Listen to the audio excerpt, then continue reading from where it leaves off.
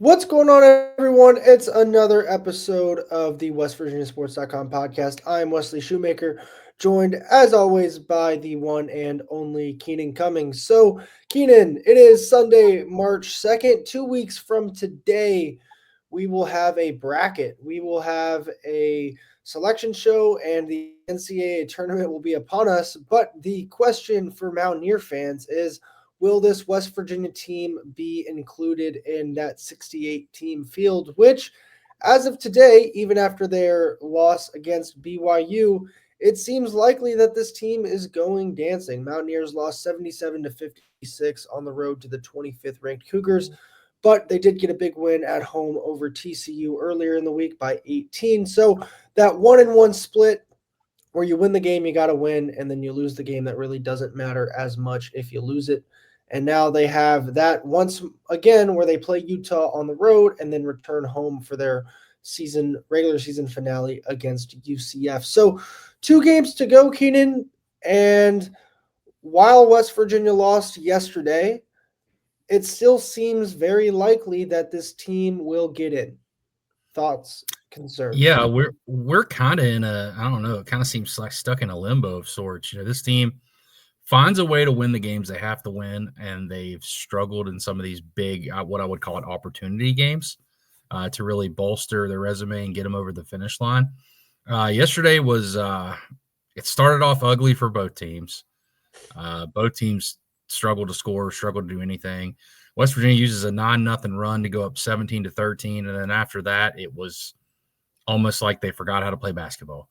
It was just a nightmare. They lost control of the pace. They lost control of the game.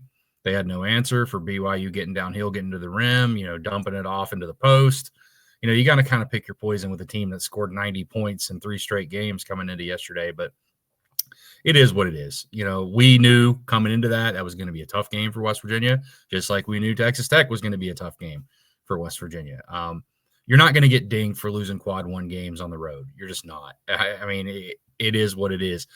I think it's more important. We've talked about this, but that West Virginia was able to take care of TCU. That puts them at 17-12 now, 8-10 in the league. They're in that 9 spot, actually tied with Utah right now, but they kind of have the edge over them with the head-to-head. That makes Tuesday night critical. You want to, if you are going to have to play on that first day, you want to be in that 9 hole. You want to play that the worst team available. I mean, for another win, but where we find West Virginia is pretty much where we found them down the stretch run. They have a monster week ahead. You want to play games that mean something in March. Well, here you go. A golden ticket.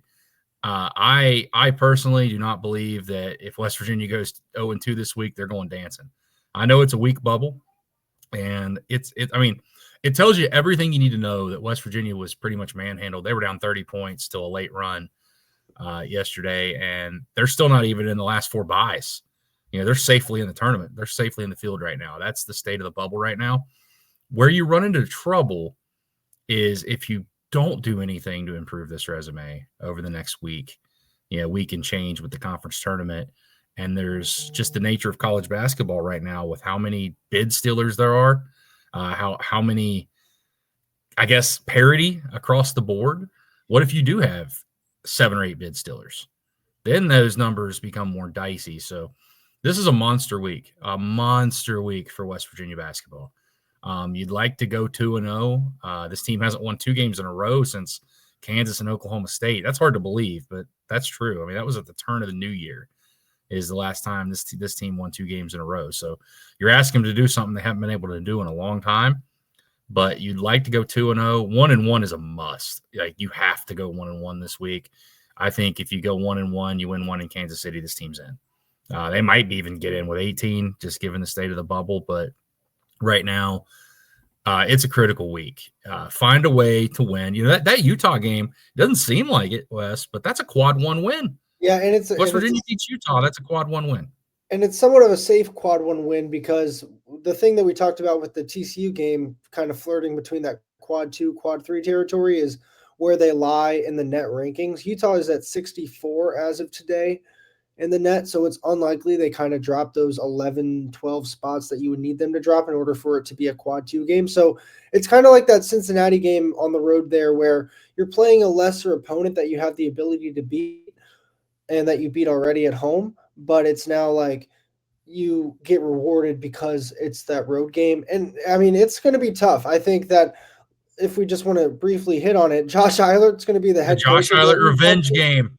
I know, like if you had told us like 2 years ago that Josh Eilert was going to be the coach of West Virginia men's basketball last year, and then next year he would be coaching against West Virginia men's basketball as the head coach of Utah in a conference game, A I'm not must-win sure. conference game. Yeah, that wouldn't really add up to anyone who he would have told that to. But here we are. He's the interim head coach.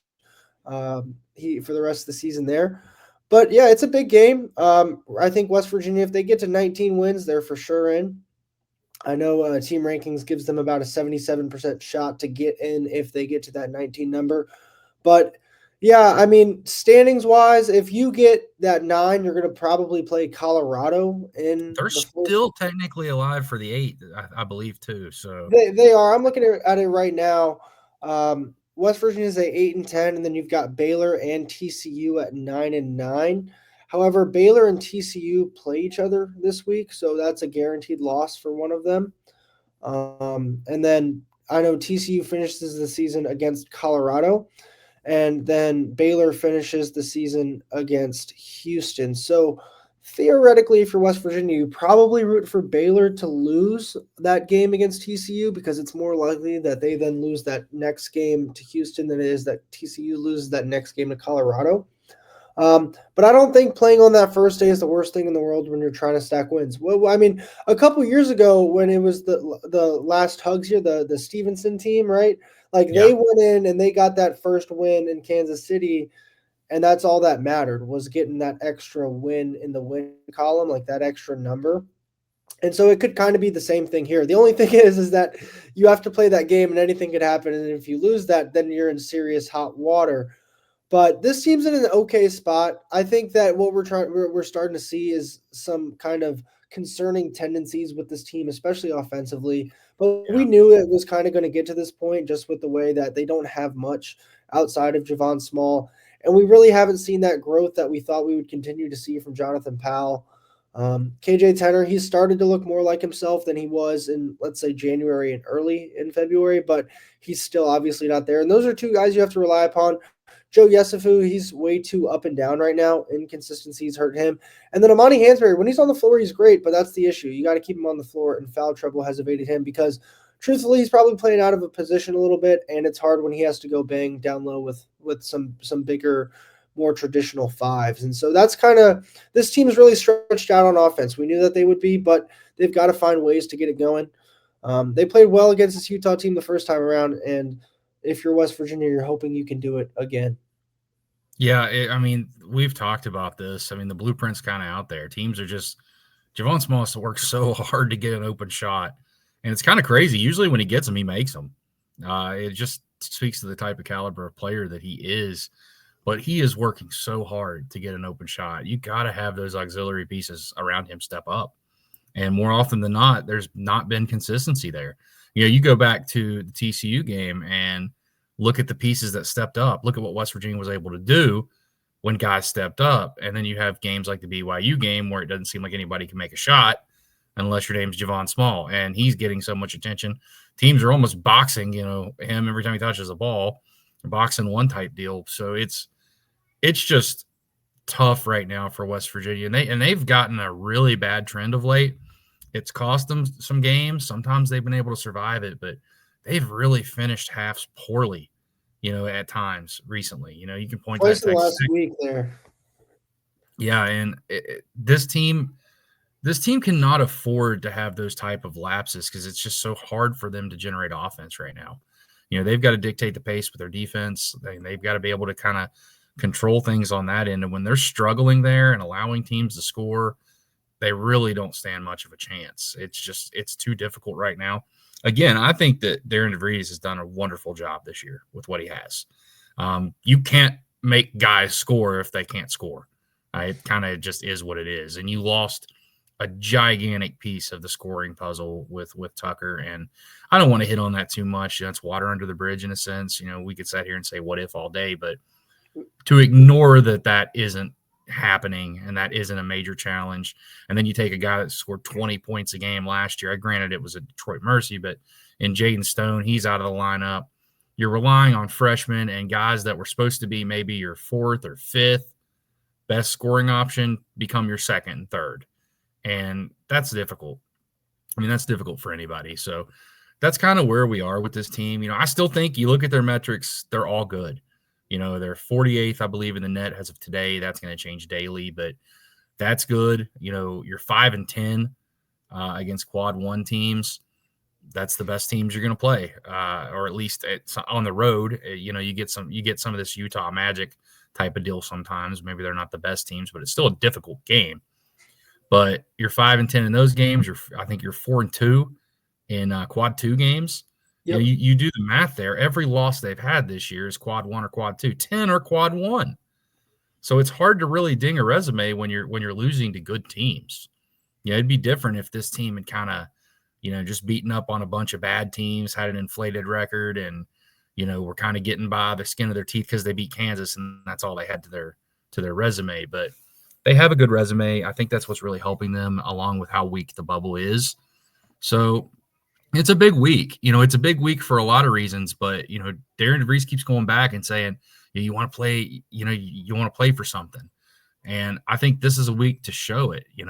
Can they get it done? Can they do something they haven't done in a while? Maybe win 2 games in a row, win a game on the road, kind of showcase that you don't want to be sitting there, going into the conference tournament, knowing you have to win a game or worrying about your standing or watching all these bid stealing tournaments and crossing your fingers and hoping it goes your way, because if it doesn't, you have no one to blame but yourself. It's a golden opportunity here. If West Virginia wins both these games, rubber stamp it in the NCAA tournament. I mean, I think it's that simple. Yep. Yeah, I agree with you. And I think that there's so much in sports in general where you want to be able to control your own destiny. Well, this West Virginia team, it does. They do. I mean, if they get the quad one win on the road against Utah and then they do it and they just take care of business at home against UCF, they're in, because they would be at 19 wins, 10-10 in Big 12 play. All their losses would be quad one or quad two losses. And out of those 10 quad one losses, I think 7 of them are true road games. So not easy to do. It's tough. And as much as we want to hit on this team for not having success on the road, they've won, I think, 3 or 4 road games. Oh, absolutely. This year. I mean, compared to the last 2 or 3 years of that was a nightmare.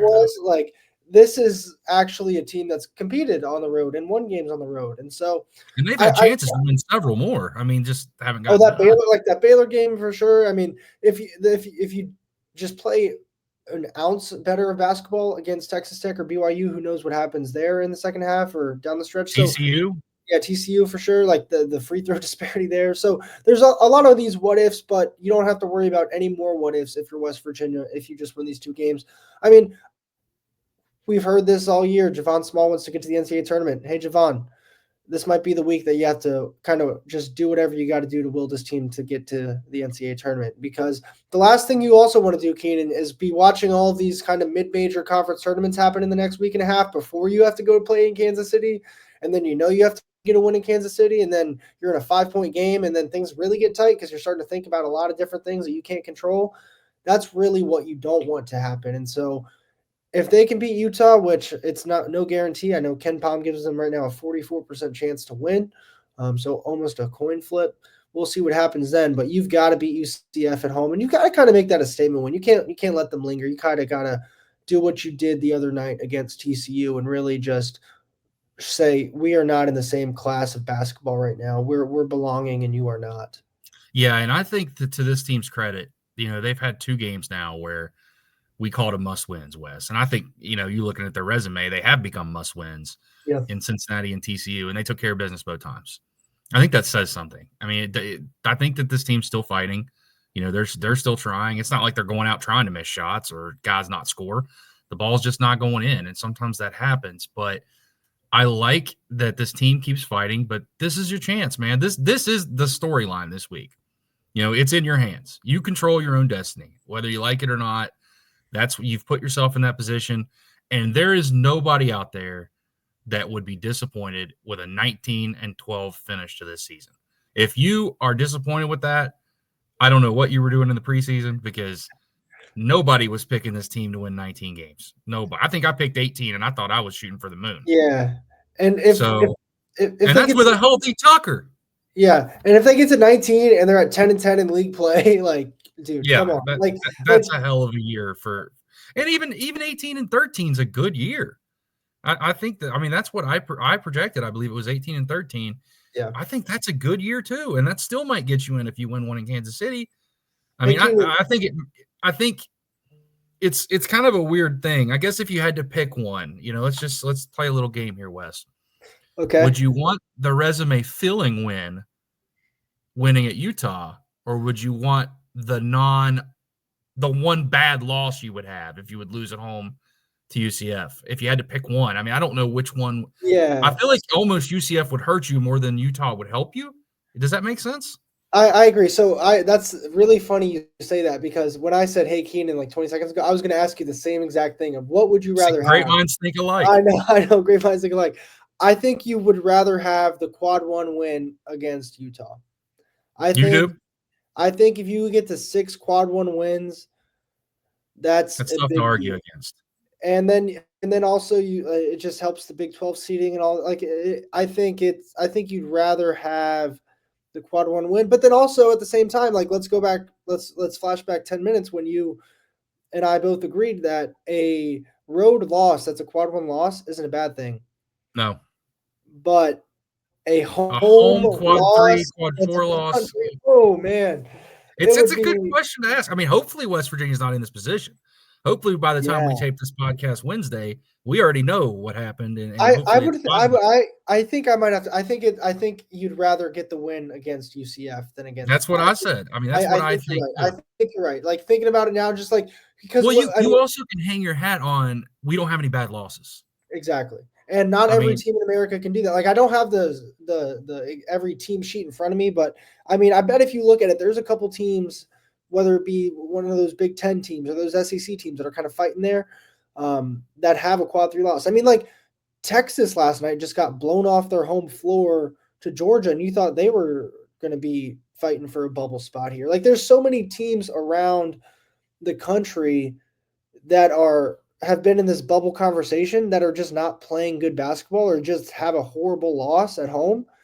And so if you're West Virginia, I think you kind of would rather just take care of your home floor and then not have to worry about that kind of, and also like the image of it. If you get blown out, or like not being blown, if you lose on your home floor to a UCF team heading into Kansas City, like that's not what you really want to leave in the minds of a selection committee. Yeah, look at a team like Oklahoma. What are they, like 4-12 or something in the SEC? Yeah. Are they really going to get in the NCAA tournament? They're one of those bubble teams. Are we just going to start ignoring conference record just because conferences are difficult? I don't know. It's a legit question. I know they're one of those teams that is on the bubble, but that's kind of what I was hitting on earlier, just how weird the bubble is this year. You look at a team like Pitt. We were thinking they were NCAA tournament. They've removed themselves from the picture completely. Mm-hmm. Just with how they've played. So it's a nuts year. West Virginia's, you look at their resume, stacked up with some of those teams, and you look at like a team, for example, Cincinnati. Let's look at Arkansas. Let's look at Arkansas, because Arkansas is right there. Arkansas is right there. They're 47th in the net, but West Virginia just outdoes them across the board. Arkansas is 4-9 in quad 1 games, 2-3 in quad 2 games, and they don't have a quad 3 or quad 4 loss. But like, you have one more quad 1 win right now. You have, like, you're better in the quad 2, and then they just lost on the road to South Carolina by 20 last night. And so Xavier's right there too. They're 1-9 in quad 1, and that's another team that is getting a big push for kind of a bubble team. So you stack the resume. That's why, like, I keep saying, like, I don't want to say I feel comfortable, because I don't, because we just spent 20 minutes talking about why I don't feel comfortable, but compared to some of these other teams, because I don't know, I feel like this is one of those weird years where the teams on the bubble keep slipping up. There was this big, that Arkansas-Texas game was supposed to be kind of an elimination type game for one of those teams, and then Arkansas goes out and loses to South Carolina. Yeah. So, I mean, it's just a weird year Now overall. Indiana's kind of making a push there in the Big Ten. Like it's like the teams that you thought. Like I mean, if I told you 3 weeks ago Indiana was going to be like they basically said to their coach, "Hey, we're done. Like this relationship's over. We're just going to end the season." And here they are, possibly trying to get into the NCAA tournament. I don't know. It's just a weird spot. It's hard to predict. But the best thing that you have going for you if you're West Virginia is that you get a winnable game on Tuesday night and a really winnable game on Saturday. And then you get to go to Kansas City where you never know what can happen on a neutral floor. And if you go 2-1 over these next three, you're in. You're in. I hate to say that. I mean, because I could be wrong. Who knows? But me personally, my belief is that that if you go 2-1 and one of the two wins is the UCF game, you're in. I think you're in. But even I actually no, because we're not on. Let's a disclaimer, Wes. We're not on the selection committee. I know, but like at that point, if your one loss is the UCF game, and then you win against Utah, then you win one, that means you have another game in Kansas City. So at that point, I think you're in either way. So yeah, if you go 2-1, you're in. If you go 2-1 over the next three, you're in. End of discussion. Yeah, I agree. And the best part about it is West Virginia has control. I hope next week, Keenan, we can come on here and we can start talking about where this team could go, like potential first round sites. I hope that's where. Yeah, the bubble talk is getting scary. Let's get further away from the bubble because that is a nightmare that you don't want to be a part of, especially in a year like this. Because like I said, I just think there's so much parity across the board, and you're seeing this in college football too, that it's trickling down to pretty much everything. Like you don't know who's going to beat anybody on a given day. I think Houston, Duke, Auburn, Tennessee, maybe those might be your teams that you lock, and then a bunch of who knows. And then everyone else, right? I don't know. I mean, I feel like every team in the SEC that's in that top 6 could go win a national title. Florida, they're up there too. So I mean, the Big Ten too. Like Michigan State looked really good today. I was watching some of that, but we don't have to worry about that quite yet. We can hold off on that. But in the meantime, what we will not hold off on is spring football. I love these transitions we get to continuously do at the end of these podcasts. But we are 3 practices into spring football under Rich Rod. Keenan, we have heard from Rich 3 times so far this week. What are some of your bigger takeaways from what you have heard? Well, I think we'd be remiss not to mention the fact that I think 2 or 3 times now he's talked about how comfortable he is with the quarterback room, just kind of the makeup of it, how competitive they are. And I know that that's going to be the question everybody asks about. We have not been able to see practice yet. We will Tuesday. There will be a 30-minute open session there, so I'll try to kind of take some notes and put together something on the board for all of our subscribers, and we'll talk a little bit about what I'm able to see in that window. But I think that that's encouraging that he feels that they've got talent in that room, because I know a lot of people out there kind of think this is just Nico's job, but you don't bring in 2 transfer quarterbacks if you're already got a starter. So I think Rich is forcing competition. And if you notice when he talks about every room, doesn't matter where it is, it's always about having 3, 4 guys, and even running back, which kind of surprised me when he said this the other day.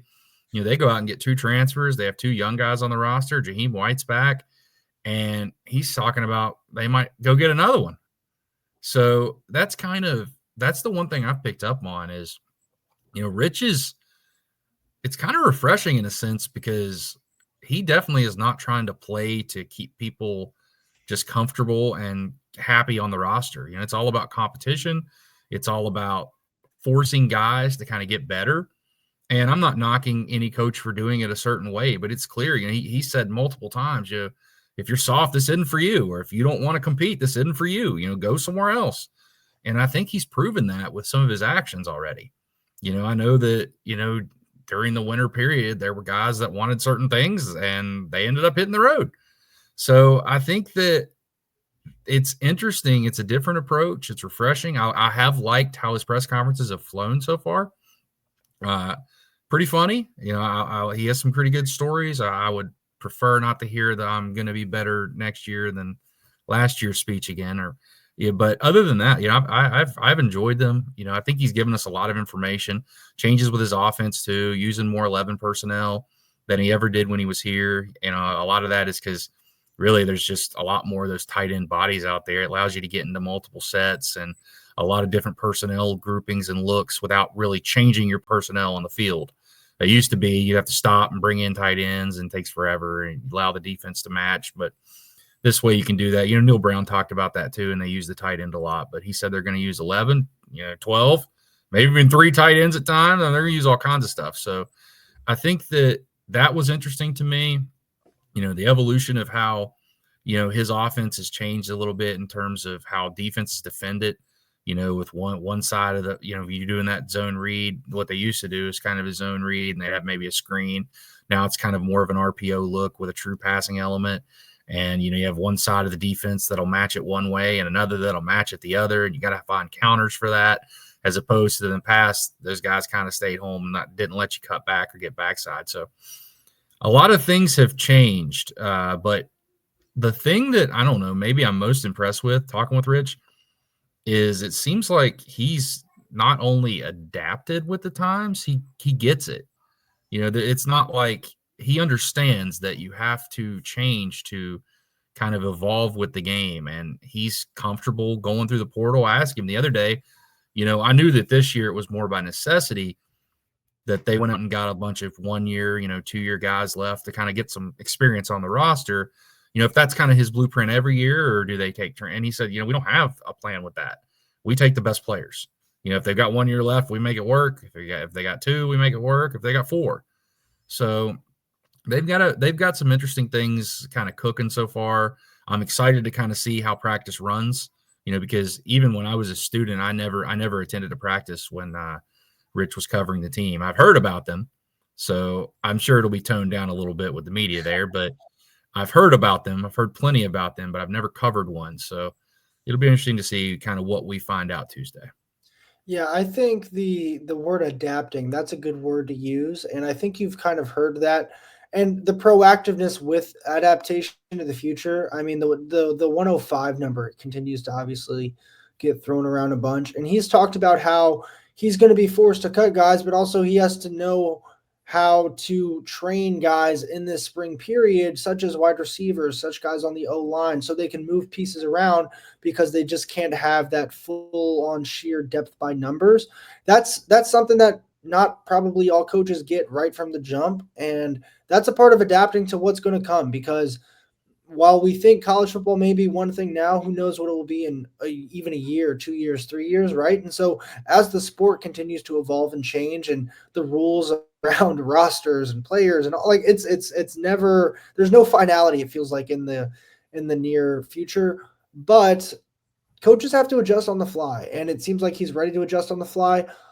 Also, his kind of hands-off approach on the defense, I respect and understand. I mean, why touch something that is not your strong suit if you're Rich? Zach Alley, it kind of seemed like it was like he was having all those guys on defense drink from a fire hose and just get engulfed in information and terminology and things from the start. And so we'll see how that continues to evolve. Discipline, I know Rich talked a little bit about that early on in terms of penalties, pre-snap stuff.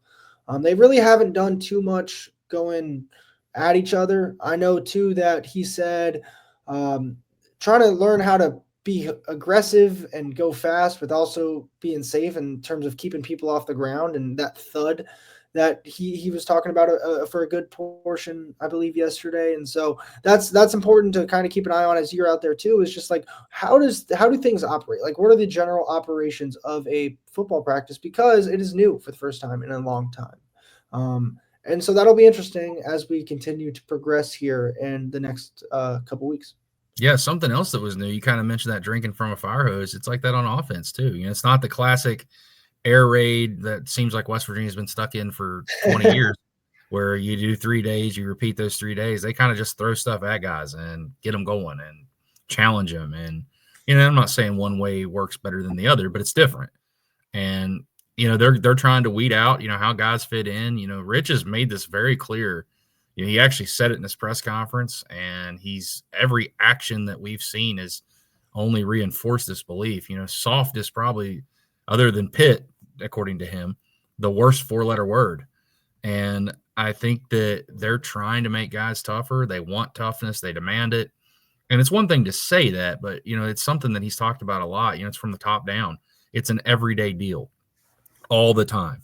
And he almost hits on that every press conference, even when he's not even asked, really, sometimes unprompted. They want toughness at all times. They want effort at all times, and there's no exceptions. And I think that's how you build a program. The guy's done it here before. We all know that.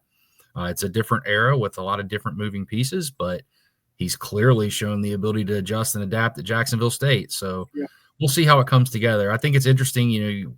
It's too early to talk about expectations, but you look at, some of those betting sites out there, over under win totals. West Virginia isn't even listed on Bet Online, which kind of shows you how much turnover there's been. And I swear FanDuel just did this because it's the safest. They went with 5.5. So we'll see. I think that this will ultimately end up being a better football team than people think. But right now, it's just hard to really understand what that will be because there's turnover that is still going to happen. I think you're saying the words college football playoff. No, I'm kidding. No, yeah. No, I'm not getting ahead of myself that much, but there's turnover that's going to happen that we don't even know about yet, and more guys coming in. So there's a lot left to do. But this spring's important. I mean, I think it's more important than a usual spring, just for the sense that they got to kind of install the culture first. That comes first, and then you kind of build everything else around that. Yeah, and the fact that he's not changing who he is or who he wants this team to be is a big part of it too. Like, I think when a lot of times you go to a new job or something and coaches could be like, okay, we're going to not have this be the same thing for everyone, or we're going to change a couple things up. He is himself. He's exactly what he wants him to be. He's trying to instill that across his team. And that's probably the hardest part, is bringing in so many new guys and trying to have them adapt to just a new life and also a new system, but also adapting to what he's trying to build, because he's laying the foundation. It's not like it's just we can come in here and do a quick shift and keep it moving. Like, you have to still have that foundational process. And that's not something you can do overnight. That's not something you can do with the snap of your fingers. That takes time and that takes buy-in. But that buy-in then takes trust between players and coaches, and it's hard when everyone's new. And so that's something just to keep an eye on as we go through 2025, not even just the spring ball period, but then summer and into fall camp too, is what is that level of buy-in like, and how is that process between players and coaches? Well, I think it's obvious that the level of buy-in better be there. The players won't. That's the one thing I can say for certainty right now about this football team is he isn't going to make exceptions. And I think he's made that quite clear, and we'll see how it plays out. I mean, because right now there's just so much that can still happen, and we've been able to talk to Rich a few times, but haven't been able to see anything yet. So we'll see how it plays out. There's a lot of competition across the board, which is what you want. They're forcing that competition, so we'll watch it. We'll cover it for you, and we'll have updates on how on things as they unfold. One more thing for me, it's my weekly baseball plug. This team continues to just win, Keenan. They are 10-0. They're up 2-1 right now with the bases loaded in the 7th against Queens. They play one more tomorrow on Monday. And, I mean, Steve Sabins, I guess the man might never, ever lose, knock on wood. But, no, seriously, they're not playing the greatest teams in the world, but you're doing what you got to do, and that's win baseball games. And it's hard. I mean, if you look across the country, some of these good teams, like Texas A&M, the number one team in the country, they've lost 3 straight heading into today. So it's hard to win. It's hard to win baseball games consistently, and this team is doing that. And then Big 12 play gets going in about 2 weekends from this weekend. So they go out to Stillwater, which that's going to be a tough one. So excited for that, but good for Sabins and crew. We don't know what's going to happen with the game today. Obviously, it's still ongoing, but if they win today, are they undefeated when they enter Big 12 play? No. Just laws of average, right? They got to drop. I don't think so. I mean, yeah, I think baseball. They play 162. They're playing a lot of close baseball games too. It's hard to consistently win close games. I think they play 162 in the pros for a reason. I mean, come on, it's baseball. Yeah, but one loss doesn't mean as much in baseball either. So. No, it doesn't. They're one of 8. I mean, they are one of 8 teams remaining. I mean, I guess that I make this joke all the time is that Chapel Hill Super Regional might be the two best teams in baseball because North Carolina is one of those other teams that's still undefeated. But long way to go. Excited to see how they develop. You got anything else, or we No, kick it? we'll have you covered. Basketball, football, usual stuff this week, and recruiting should pick back up as well with the dead period over. So we'll have a lot for you. Tomorrow, 3-2-1 column will be out. Hope you watch and pay attention to that. And we'll have a lot What more will stuff. his prediction be this week, folks? Sometimes I get risky. Sometimes I play it safe. I've had some crazy ones, but this one isn't as crazy. Okay. Well, way to keep people on the edge of their seat, but I got to be honest. I can't. Oh, tune in, guys. yeah. Tune in, guys. Rich Rodriguez is going to be coaching week 1. No, that's my prediction. So, that'll do it for. That would be fun. That'll do it for this episode of the WestVirginiaSports.com podcast. I'm Wesley Shoemaker, joined by Keenan Cummings as always. If you made it this far, we do appreciate you listening.